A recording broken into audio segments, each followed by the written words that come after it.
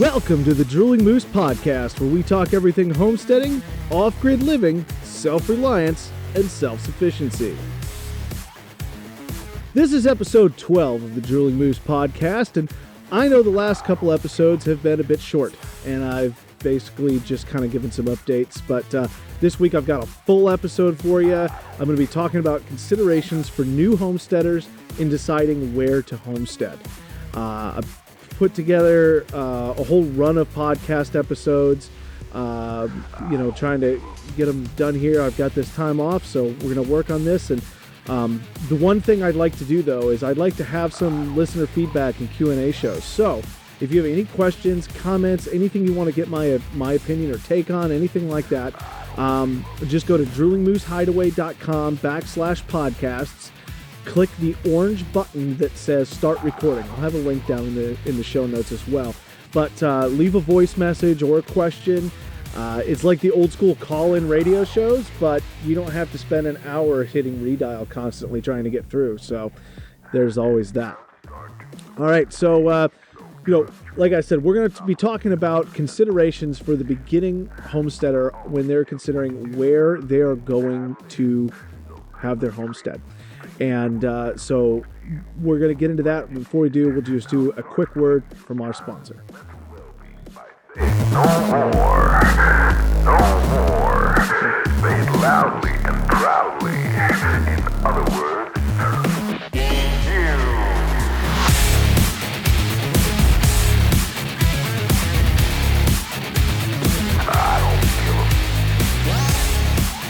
All right, and we're back. So let's start with kind of the overall picture when we're thinking of where we homestead, right? There's a few things that we want to look at initially. One, of course, is climate.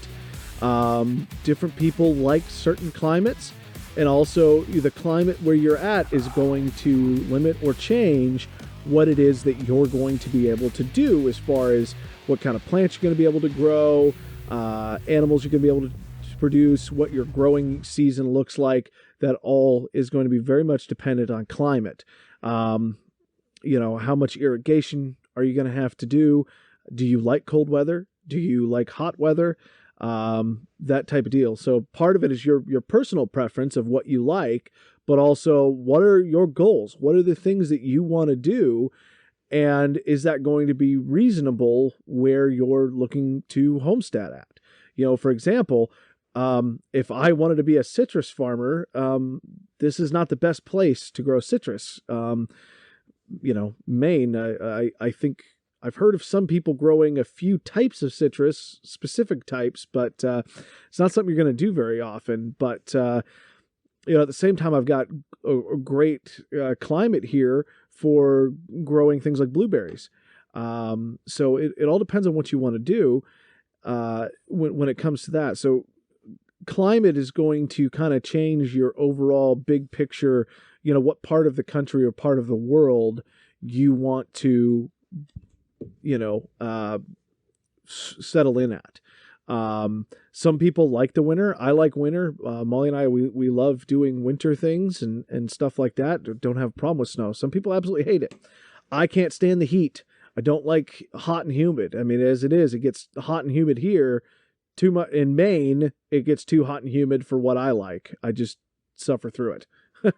But so it's part of it is where you're comfortable. And with climate too, we get into if you're going to build your own house, or renovate an existing house or something like that, or if you're going to consider going off grid or not. It changes drastically from whether you're living in a hot climate or a cold climate. The way that your entire way that you're going to construct your house, the way that houses are insulated, what your energy usage looks like, etc. So that's a big thing too.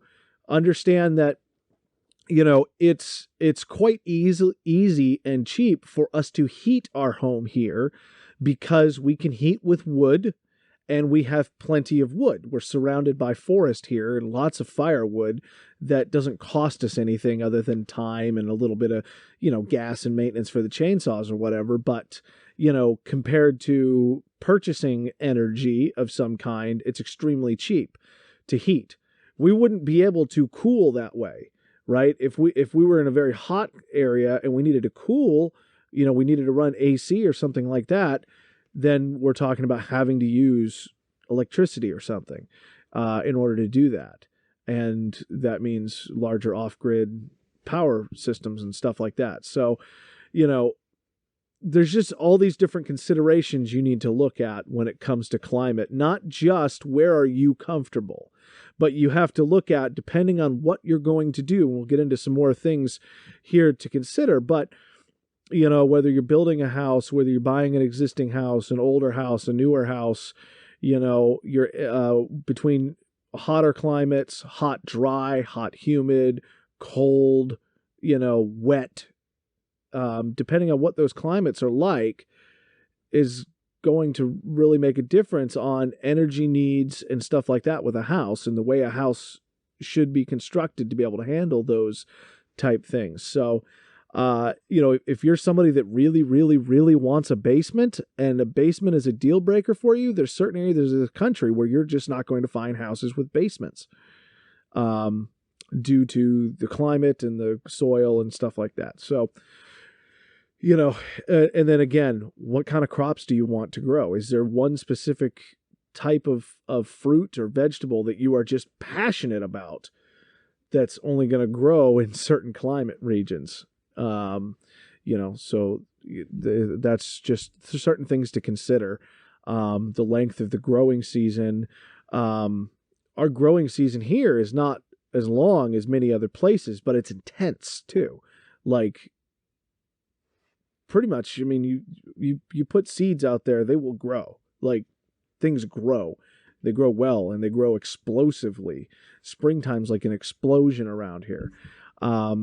So I describe it as a very intense growing season, but it's short.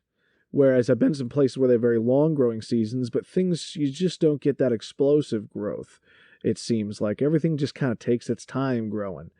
Whereas the native plants here, you'll watch, it's just one day everything's still dead and brown from winter, and then the next day it's like an explosion of life, and the birds and everything's turning green. Like we're about to hit that, probably any minute around here now. You're just going to see all the grass shoot up bright neon green and all the fresh leaves and stuff.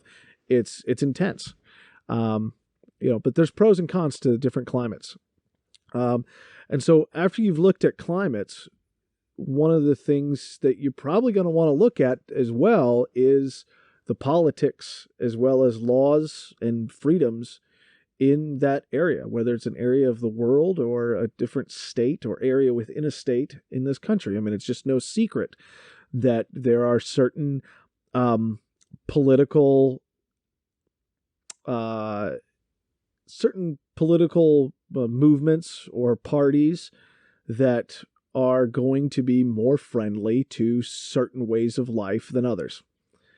I'm going to try not to really get into it because I could turn this into a rant, but there are certain political things, certain places where trying to homestead would be very difficult, be frowned upon, and you're going to have a fight on your hands. And unfortunately, there's been a lot of good people that have moved to some of those places to start their homestead, and it's turned into a nightmare because the people in that area do not want people living freely. It's just what you have to look at.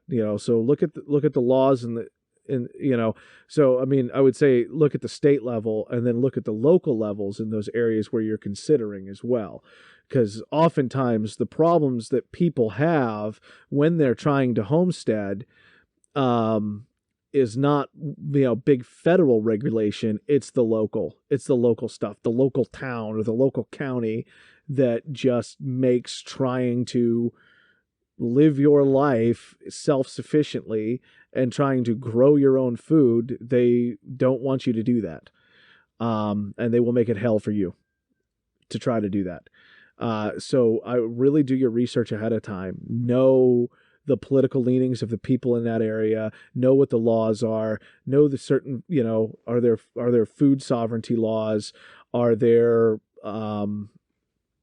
right to farm laws? Are you, allowed to produce raw milk there? I mean, there's just all these different things that are going to vary greatly, not just state to state, but also county to county, town to town. It's your local governments are usually the ones that are going to give you the most grief when it comes to trying to do some of the things that homesteaders tend to do. So, that's definitely also a big consideration, because you can have a beautiful place, a beautiful property and stuff like that, but if you're located in an area where the particular laws and politics there are going to work against you, you almost have a better time trying to fight nature and the climate to make things happen than you do trying to go up against small town politicians. So that's just, without getting too far into a rant, definitely something to look at. And another thing to look at as well, when we're looking kind of big picture, trying to narrow down, right, the area where we want to go, is pests. Every area has its own type of pests. That are going to prey on certain types of plants or certain types of animals or even people, right? The big thing that we have to deal with here in the spring and early summer is mosquitoes and black flies, which are terrible. I'm not going to lie. It is awful here. There are a couple months out of every year where it is just miserable to be outside. We've decided that that's something that, we're willing to live with for everything else that we get here, but you just need to know that, I wouldn't want someone moving up to our area thinking everything's great, not understanding just how bad the black flies and mosquitoes get in the spring and early summer here. I want to make sure that they knew that ahead of time, and this goes too into climate and pests. I would also say, like, what are the potential natural disasters? And are you willing to live with that, right? I've been through one hurricane. Okay. I was in Biloxi, Mississippi for Hurricane Katrina. After that, I decided that anyone that lives in a place where hurricanes regularly come through and destroy everything like that is an idiot. Okay. Just my take on it. I do not see, I'm not willing to invest all of my money and my savings and my time and my effort to build a homestead, to build a house, and then just have some hurricane knock it down because I built it in a stupid place. That's just me. Some people are willing to rebuild their home every few years. That's not me. But, you could be living where there's, certain areas have frequent earthquakes. Areas have, parts of the country, tornadoes. Some areas have frequent flooding.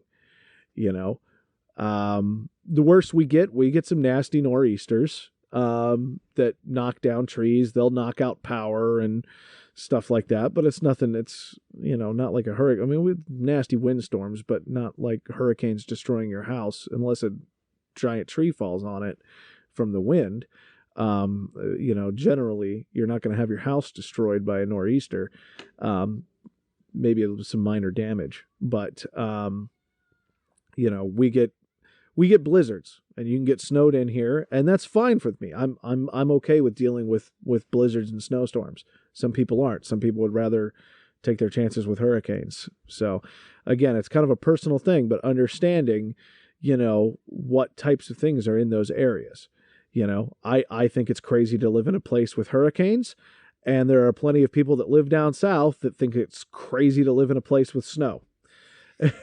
So it's all kind of what you want to deal with. Every place has their own thing. Could be wildfires. Again, I wouldn't, making the decision to build your homestead in an area prone to wildfires, that's rolling the dice. But I mean, again, you kind of roll the dice anywhere. We can get nasty nor'easters here that do damage. We can get flooding, So everywhere's got its thing. It's going to be kind of, what are you willing to put up with and risk? So we've kind of talked about kind of the bigger things, with deciding where you're going to start your homestead. Let's get a little bit more specific. Let's talk about actual land considerations. Now, again, the type of land that you have is going to vary greatly depending on where that is, right? Whether you're building your homestead in Arizona or Ohio or Maine or Hawaii or, somewhere else in the world. You could be building a homestead. I've seen people homesteading in like Costa Rica. So the actual land is going to look very, very different. And so I'm not going to go into every type of climate, soil type, and all that stuff. But let's look at, when you're looking at land, let's look at whether we want to look at something like a turnkey type deal where you already have a farm or a homestead that's being sold, where they have already there's kind of garden beds there, there's outbuildings, that kind of thing. Or we could do just a house on acreage in the country. So you just your kind of country house, but you don't have the other farm stuff already there, right? Maybe there's a small little garden there, but they're not, not big barns and outbuildings and all the infrastructure for like a farm or homestead. Just a kind of a house on some acreage. And then we're going to look at the urban suburban plot. Look at that, and we're going to look at raw land. Now, I think it's pretty obvious what my particular choice is because I went with raw land, but it's not necessarily always the best for everyone in every situation. So I decided to look at each one and kind of look at some pros and cons. So you have things to look at and consider if you're making this decision. You're trying to decide, we kind of want to start a homestead. We want to do this thing. What should we go with here? Well, I'm just going to talk about and kind of give you from a little bit from my experience and from some other homesteaders that I've talked about, just things to think about. Okay. So let's first look at like what I call like the pre-built, right? This is, it's a turnkey. It's already like a farm, a small farm, or someone else was already homesteading there and they're selling it, and you're getting probably like a house, with, some acreage and some gardens or fields, probably a barn, some other outbuildings and sheds. A lot of that farm / homestead infrastructure is there. Maybe there's some animal pens already there, stuff like that. Let's look at the pros. Well, the pros, obviously, you already have infrastructure. And that's a big thing. If you're somebody that is impatient and wants to just jump right in, with all the things, that's great to already have that infrastructure there. You won't have to build a house, if you build one that already has a house there. So although it may not be, we'll get to cons in a second, but you don't have to build a house. You're probably not going to have to clear land, at least right away. Most of that's going to be done already. If it had already been a working farm, at least at some point, maybe it's a farm in disrepair, right? An old farm that hasn't been actually worked in a while. Yeah, there might be some clearing and some cleaning up and some fixing up to do, but you've already got you're already along, a lot of the hard work's already been done. You don't need to worry about, permits for building a house or putting in, outbuildings and stuff. If they're already there and they've been there for a while, you're probably going to be okay. Nothing like putting up a new, outbuilding and then neighbors complain or something happens and you find out that it's not supposed to be there and people just have a problem with it, whatever. These are things that can happen in places. And this goes back to make sure you know what the kind of political climate of that area is. Are you going to have problems from nosy neighbors or whatever, or just you're going to have problems from the local government, the local code enforcement people, whatever. Okay. Some of the cons I have here is, you don't know what the past farming practices are. That's one of the big ones. If you bought an old farm or just, you bought a farm, oftentimes there's probably been a lot of chemical fertilizers, pesticides, herbicides that have been dumped there. And you don't know. It could have been a nice organic farm for a long time, but there could, more than likely, if it's been farmland at all, it's probably had chemical fertilizers and pesticides and all that stuff dumped there. And you're going to have a very hard time trying to get rid of that stuff. If that's, if you're trying to avoid those things, you're basically going, to have to come and grow in like raised beds with your own soil and stuff like that, and try to add things to remediate the existing soil and groundwater that could be contaminated. And, you just may not know what's there. So I would get, if you're looking at buying an old farm, I would get soil and water tests done. And usually you can get those done at like your ag extensions. That's just, unless you don't care about chemical fertilizers and pesticides and all that, you eat Roundup for breakfast and you're okay with it, go for it. But if you're trying to have nice, natural, organic food that you're growing, and you want nice, clean, healthy water for you, your livestock, and everything else, then I would definitely make sure you get those tests done before you bought any type of previous farm agricultural land. At least then you'll know, right? You'll know what's there. All right. So, another con is it could be quite an expensive investment, right? If you're buying, a house with the outbuildings, barns, all this infrastructure that's already there, fields, whatever, you're going to be paying a lot of money. It's a lot less work, and the infrastructure is already there, but you're going to have a larger investment up front right away.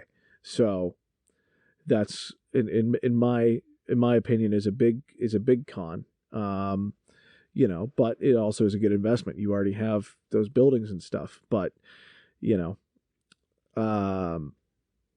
another thing is, if you're buying an old farm, oftentimes what happens with older farms or older homesteads that are up for sale is, it was owned by someone, they got older and they couldn't take care of it very well. And it kind of fell into disrepair, and then they either passed away or moved to maybe, they decided to retire to Florida or go to an old folks home or something like that. And there weren't any kids or no kids that wanted it, and so they sell it off. Now, this can mean that you can get it for fairly cheap sometimes, but it also means that a lot of times it's a rundown. So, it may come with a house and outbuildings and gardens and stuff like that, but they're going to be overgrown and run down and need a lot of repair. Very often, that's what you're going to find with that type of property. Not always, but that generally seems to be the bulk of old farms that are for sale. Is they haven't been farmed and maintained recently. Because someone got older and couldn't do it anymore, or somebody passed away, etc., or somebody ran out of money and couldn't keep things up. So again, that's just another thing to think about when looking at this type of property. And the other big con that I see is you have no say in how things are set up. Okay, the house has already been built in the spot that it's built. The barns, outbuildings, the gardens, they're already put in certain places. And it may not be where you actually want it. This doesn't always have to be a terrible thing, but it could be you don't know if the last person just didn't make good decisions. And, every year this area floods out or, whatever. I mean, you just don't know, and things are already there. And, you're going to be more, generally you're going to be more willing to put up with a bad situation than to tear something down that's already existing and build something new somewhere else, right? You might just put up with it for a long time. And sometimes it's minor. Sometimes it's just minor annoying things. Sometimes it's major issues because somebody in the past didn't do something properly. And now there's major issues. And it might be why the place was up for sale. Might be why you got a good deal on it. I don't know. But these are just things to consider. So pros and cons. There are definitely pros and cons to buying a sort of a turnkey or an existing older farm or homestead. If you're impatient or you just don't want to do that initial work, maybe what's for you, but I would definitely be looking at, are you absolutely happy with the house and the barn and where the gardens are and all those different things? Have you gotten the soil and water tested to make sure that they haven't dumped, Roundup by the ton, or whatever, poisoning the water? I mean, you just don't know with old agriculture. I would get it tested. Just things to be thinking about. All right. So let's look at just buying the house that's on acreage, right? It's not an old farm. It's just a house in the country that's sitting on some land, whatever size that land might be. Well, the good thing is you already have the house, okay? And then you have a blank slate to work with from the rest. That's a good thing. Now, it's definitely an attractive option as far as, you're starting out with a house and then you've got land to do whatever you want with. It's the blank slate. You can build from there. This is probably my number 2 option, honestly. Besides, and it's not in every situation is buying raw land best. But that's what I did, right? But number 2 would be buying an existing house on otherwise raw land. That would be a good option as well. And it's because, yes, it's nice to not have to build outbuildings and put in garden beds and, animal pens and all those things. It's nice if they're already there, but it sucks when they're not done the way you wanted them done. The reason you're deciding to homestead and live this life is to live life on your terms. That's, for most of us, that's what it is. It's the freedom to live life on our own terms. Generally, that's most of our reason. Most people I know, that's at least a big reason. And when you're kind of pigeonholed into what somebody else did, again, you may find a farm that is set up absolutely the way that you would have done it. And if you can do that and you can afford it, go for it. That's great. But, having that blank slate is awesome. You've got some room to work with. I would like to see a place, and again, it depends on the climate, but I would like to see a place that has some open areas that are already cleared and some forested areas, having those trees and forest areas. But if you got some areas that are already cleared and leveled, that's great too. Because trust me, clearing land is not an easy task, especially if you're doing it by hand. But now, some of the cons though, the house may not be how you want the house. And it may not be in the best location.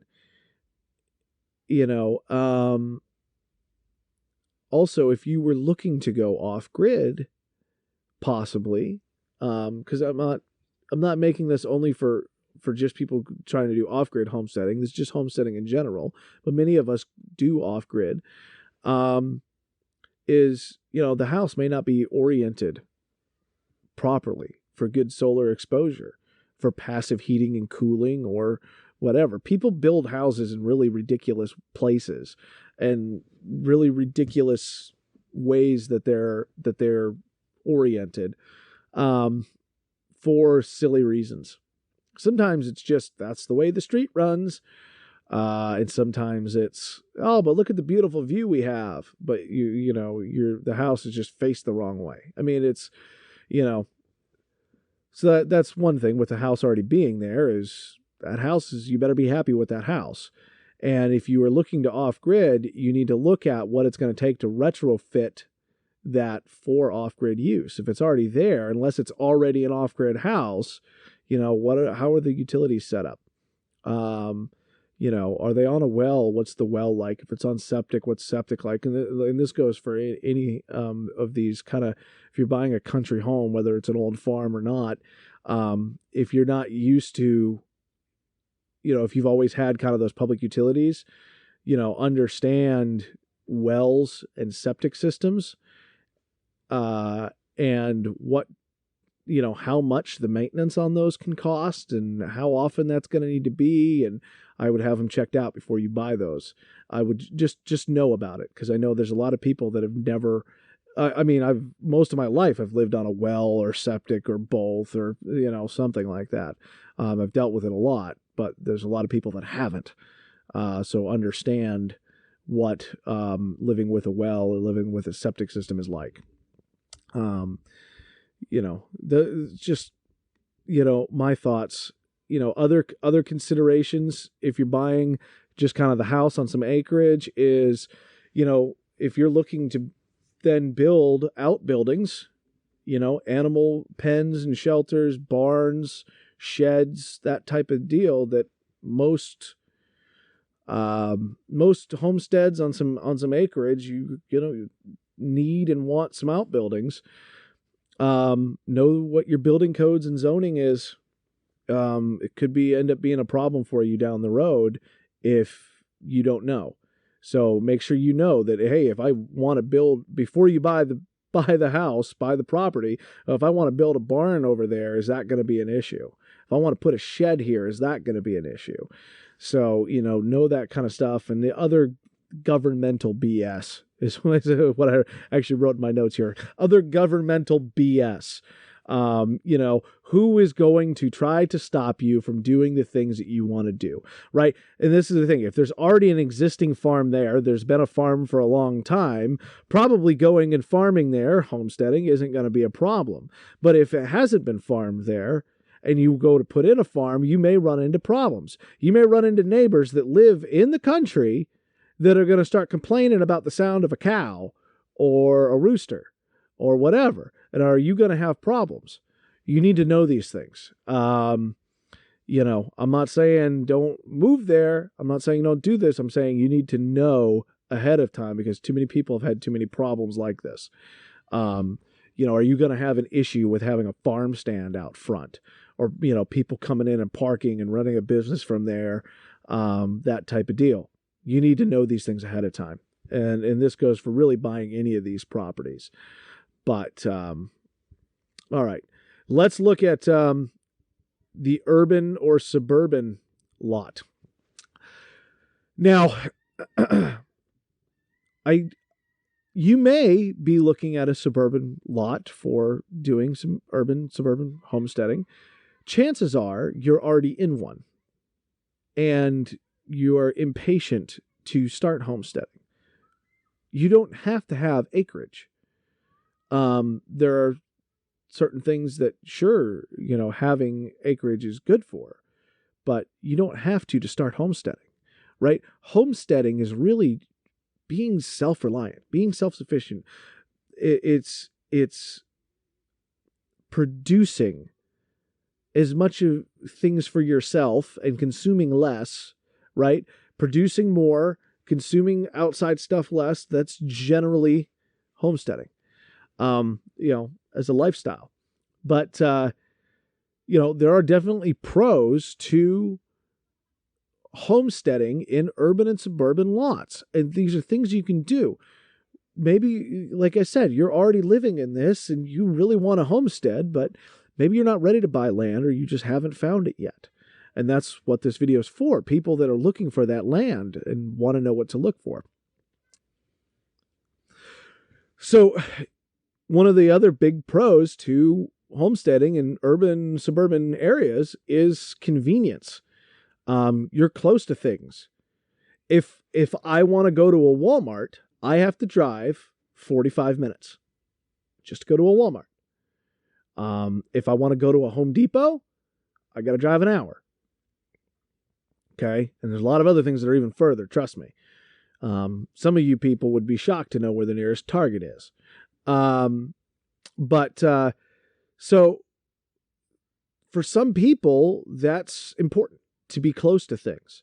Even if it's not super important to you, it is still a pro. I mean, the fact that you can run out and get this or that very conveniently is a good thing.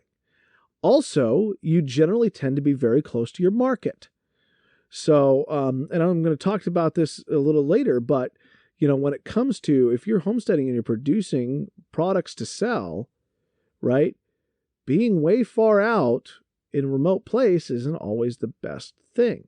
You want to be close enough to your market, but, that's just a pro here. But, it's a good place to start.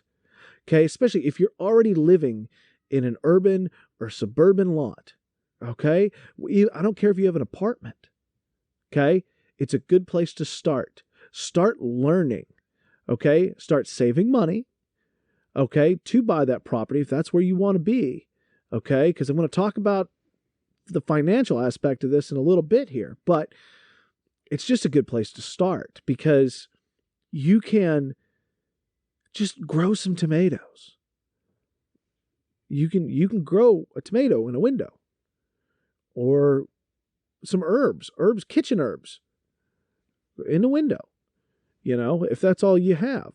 Or if you have a little suburban lot, you can put, a couple raised beds that you can grow a surprising amount of food in if you do it right. Look at Square Foot Gardening. It's a book. I might link it in here. But you can grow a surprising amount of food from a couple of small raised beds. You can raise some backyard chickens, or what a lot of people have done in places where they've had trouble with doing chickens, meaning trouble with the HOAs or the neighbors or the local government or whatever. Quail are easy. They're small. They're quiet. You can even raise quail like in cages in a garage, or rabbits. Same thing. So, you can start learning skills. You can start growing things. And here's the thing, right? If you're in a position that we were, and that most of us have found ourselves in, of really, really wanting to go buy that land and get out of the city and get out of the suburbs and go live your dream and build a homestead, whatever that looks like for you. But, you have to be there at that point financially to be able to do that. Well, guess what? If you start growing a little bit of food in your own place, whether it's some eggs from backyard chickens, or it's some quail, or it's some meat rabbits, or it's a little garden or whatever, that is food that you've produced that is of superior quality to anything you're buying at the store. And I don't care what kind of Whole Foods, Trader Joe's, whatever you want to shop at. If you're growing it yourself organically, it is going to be a better quality than anything that you can purchase. Okay? That now you're not spending money on. You've saved money. And you've increased your experience. You've increased your skill. And you just get to have better quality of life. Okay? Which is hard to get in a city, in the suburbs or an urban area.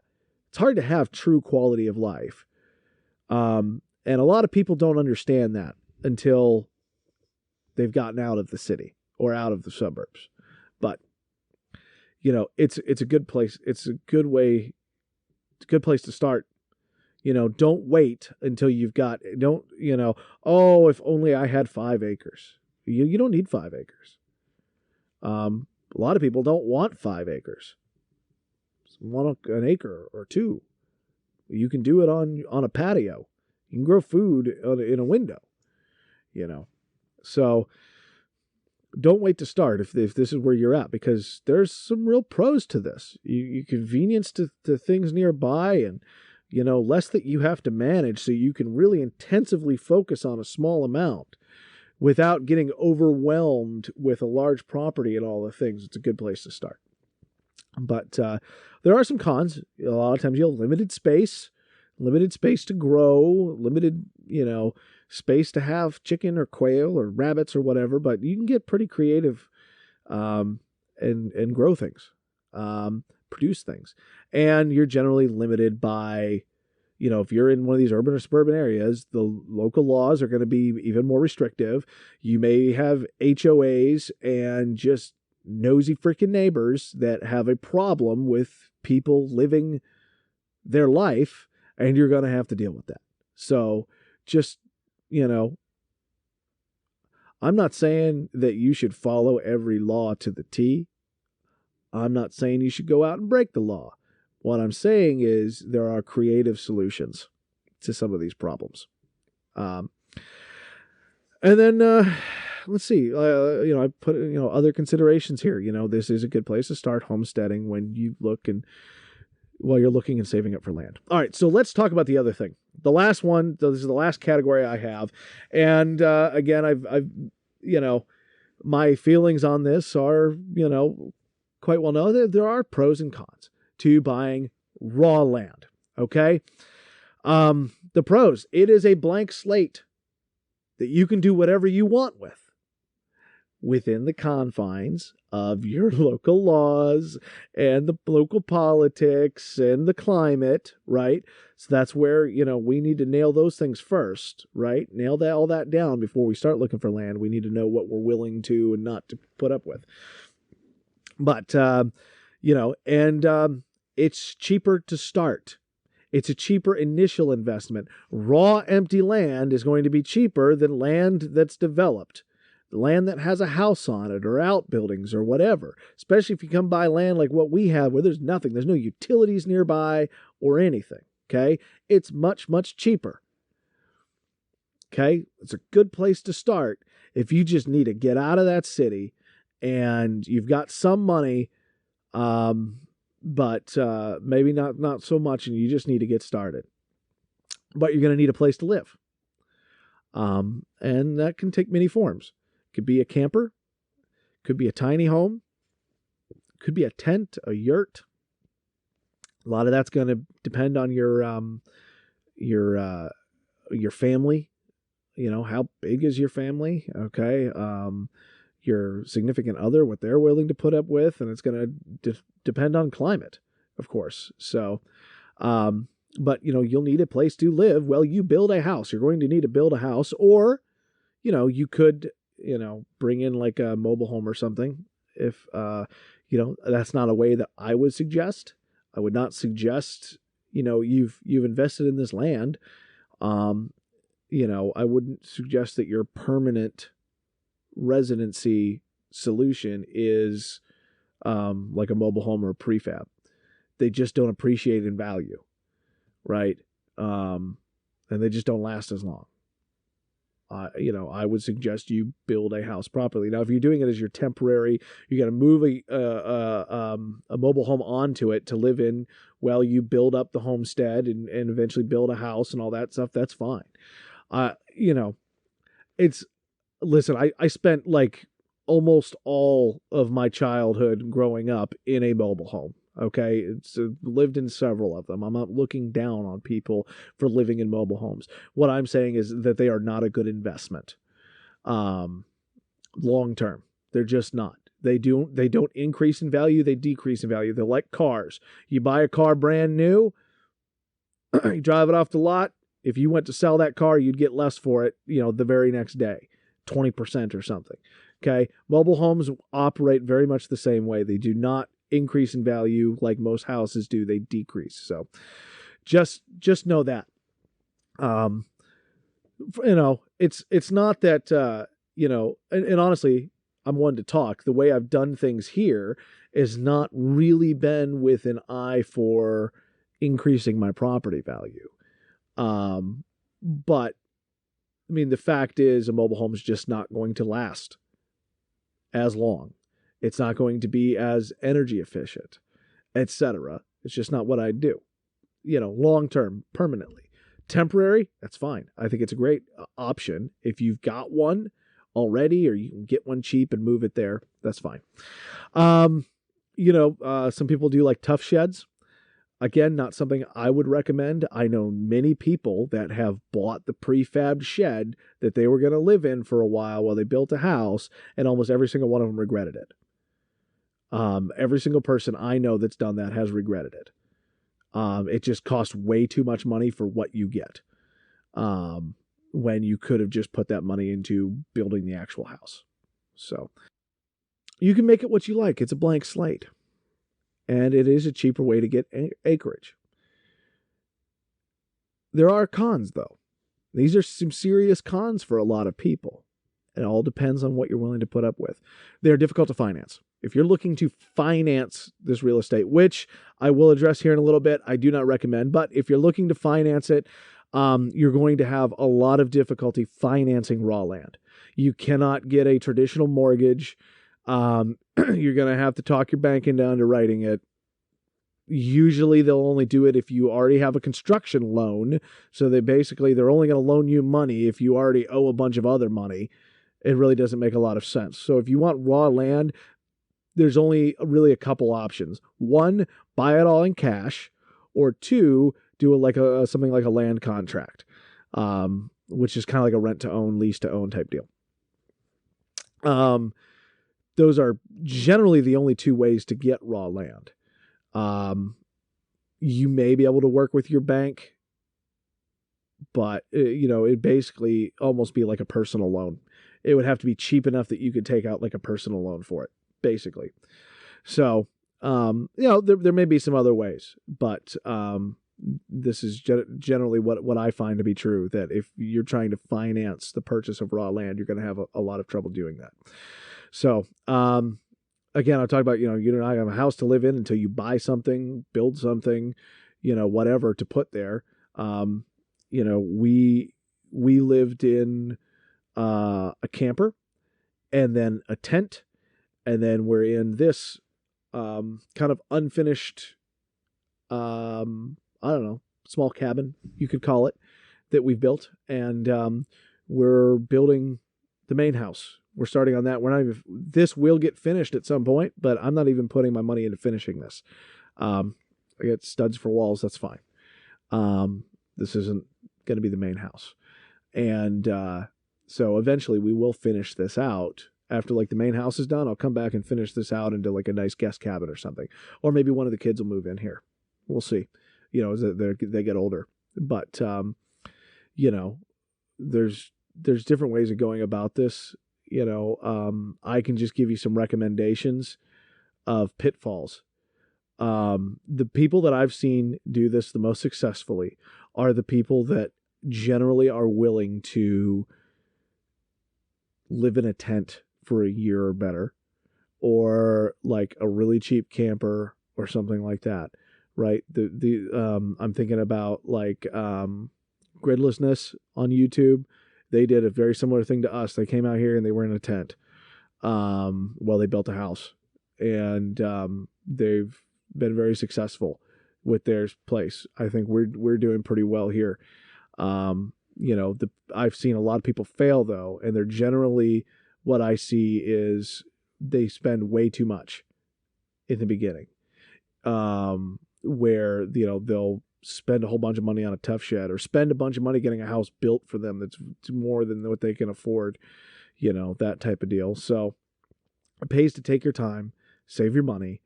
There's sacrifices that have to be made when you're doing the raw land thing. But if you're willing to make those, I think it's the superior way to do it. It's lots of work and lots of money. I mean, you still have to build a house. You still have to put in access roads. You still have to, put in systems for water, for either septic system or composting toilets. You still need water. You still need to deal with gray water. You still need power, whether that's to bring in commercial power and get it hooked up, which can be very, very expensive, or going off grid. building outbuildings, all these things, it's still going to be expensive. But if you're able to do the things yourself, if you're able to sacrifice and you're able to be patient, one, you spread that investment out to a scale that you can afford it as you go and not go into massive debt. And I'm going to talk about that here, but not go into massive debt doing it. And in the end, you can do it for much cheaper if you're doing the work yourself. And you learn the skills. But I mean, it's still going to cost you the money. It depends on whether you're spending that money up front or over the course of time, and you're willing to do the work.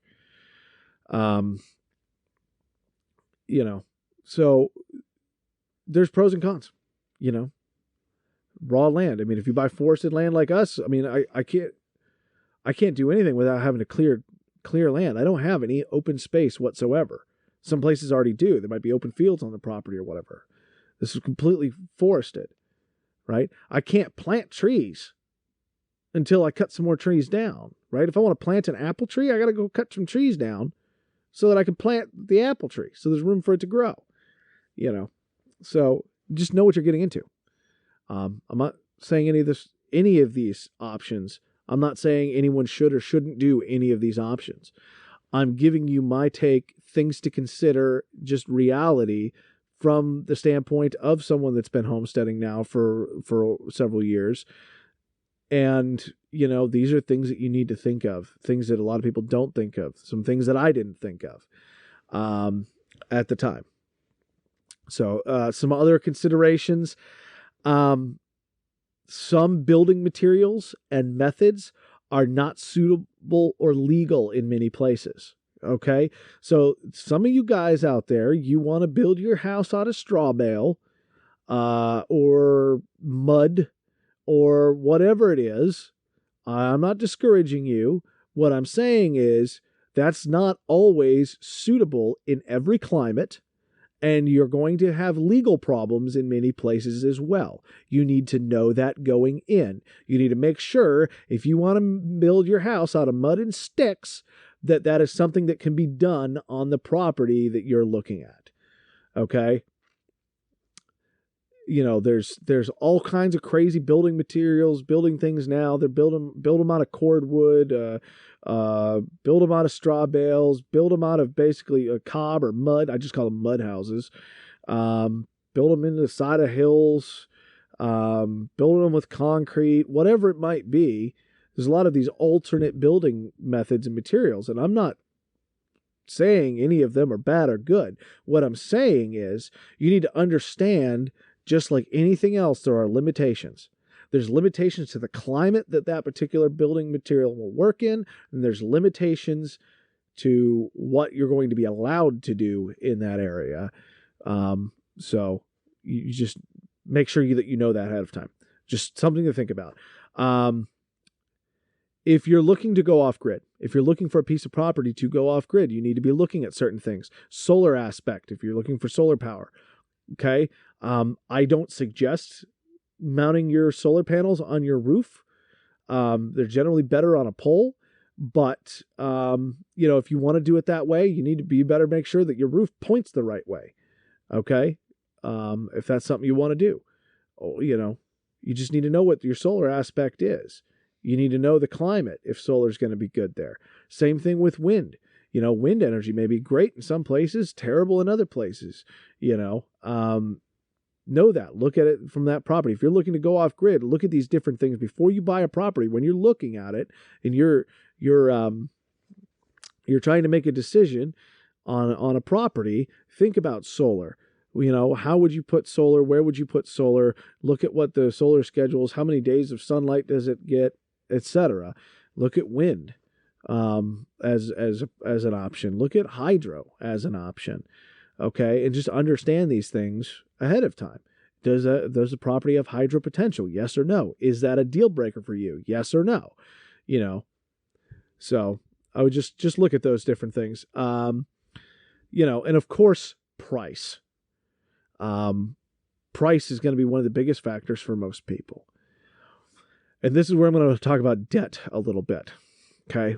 And my opinion is maybe a little extreme for some people, but I stand by them.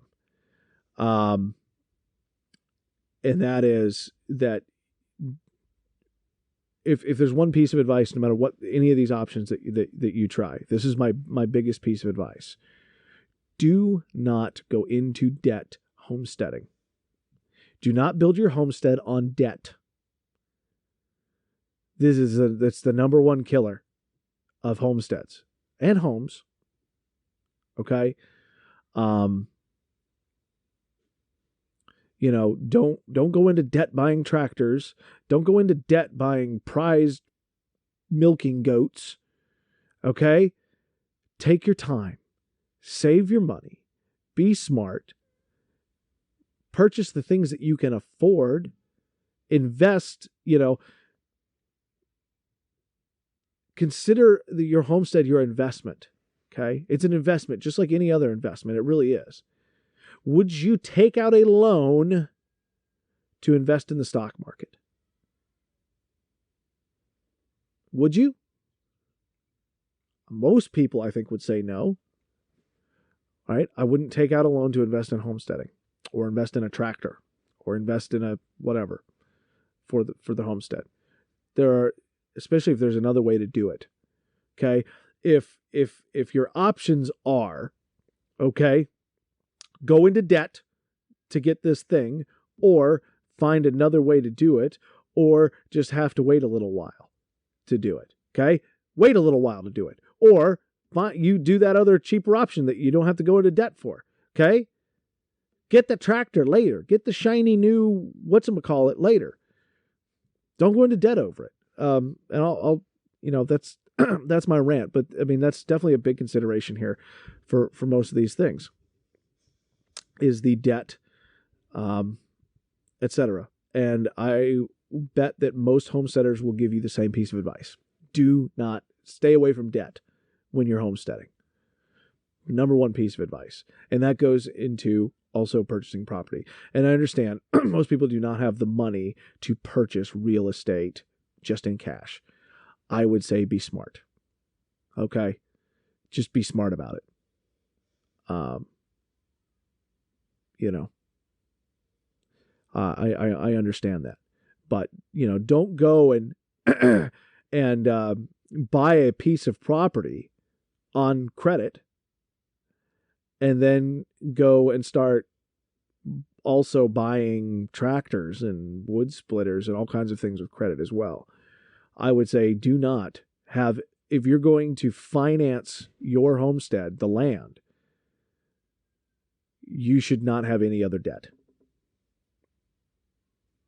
That's my opinion. No other debt. Definitely not credit cards. And I would stay away from car loans and all that as well. But that's my opinion. That should be the only debt that you have, is if you need to finance your actual property. And I would do it smartly. Anyway, it's my opinion. Okay? Take it or leave it. All right. Other things to consider: how close or far from towns or services are you? Okay. Like I mentioned, if I want to run to Walmart, it's 45 minutes. If I want to go to Home Depot, it's an hour. A lot of other things are even further than that. Okay. But I've got a local grocery store for most basic groceries, a couple minutes away. So, there's a local hardware store. I can get most things there. But, depending on what you do, maybe you've got your own business and you need to be able to be close to certain things for that business. You need to look at that. Or you may need to be close to certain, medical facilities or whatever.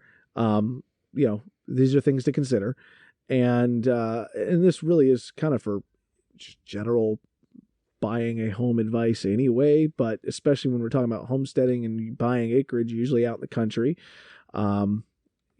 if you're not used to it, you may not realize just how far from certain things that you've taken for granted living in a city you might be.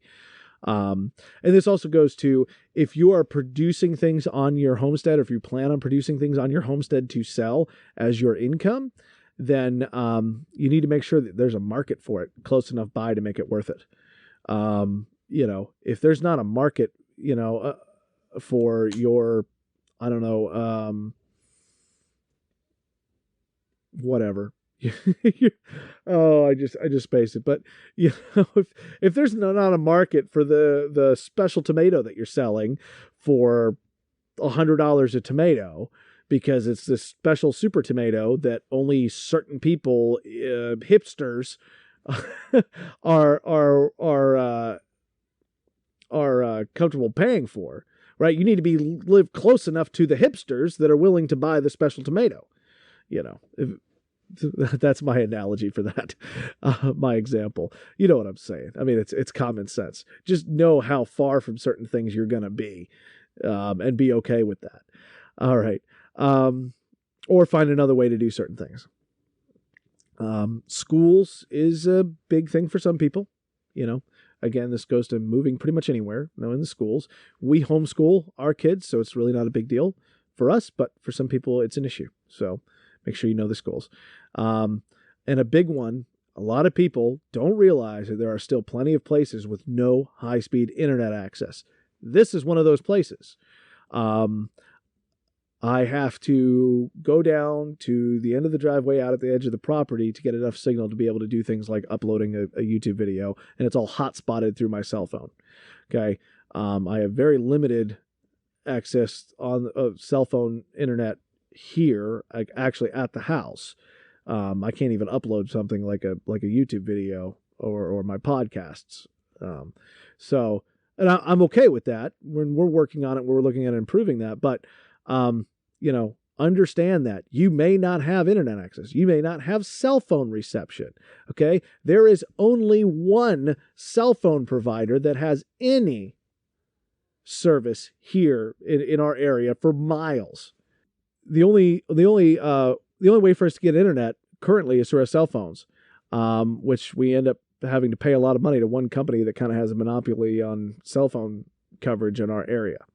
Now we are looking at, we are signed up for the beta program for Starlink. So we're going to see how that works whenever that comes in.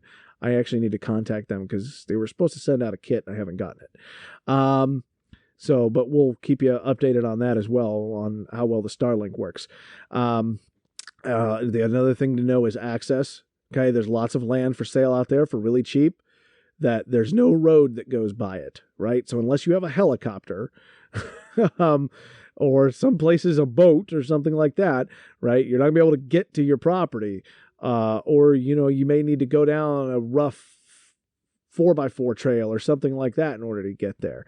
Okay. These are just general considerations for any property, especially when you start looking out in remote areas in the country that some people may not think about, if you're not used to this, living in a place like this. And of course, the availability of utilities. You may not have power that runs there. You may not have water that runs there. You may not have gas that runs there. You need to know these things. You need to know what it's going to cost so you can make decisions. Okay, am I going to pay $40,000 to get electric run to the house, or am I going to take that money and build a really kick-ass solar system, or whatever? You need to make those decisions. So anyway, that's kind of it. I've gone over a lot of different considerations here, that I think need to be looked at for different types of homesteading property. If you have other things, let me know. Leave comments. Here on, this should be going up on YouTube as well. Pop over to YouTube, leave comments there. You can always go over, and I encourage you, go over to the, DroolingMooseHideaway.com. I'm going to leave links down here, DroolingMooseHideaway.com/podcasts, I guess it's /podcasts. And, go ahead and, leave us a comment or a question, or just anything you want to get my opinion on there at the speak pipe. There'll be an orange button that says start recording. Just click that, basic information, leave a recording. It'll send it to me in an email. I'd love to hear your feedback, your questions, etc. So that's going to be it for this week. And for this episode, I hope to see you around more. We are going to be working more on getting out some some content that we don't normally otherwise have time to do. And I will see you next week, and I will leave you with this quote by, again, one of my favorites, Theodore Roosevelt. Believe you can, and you're halfway there. God bless. Please repeat after me. I don't give a...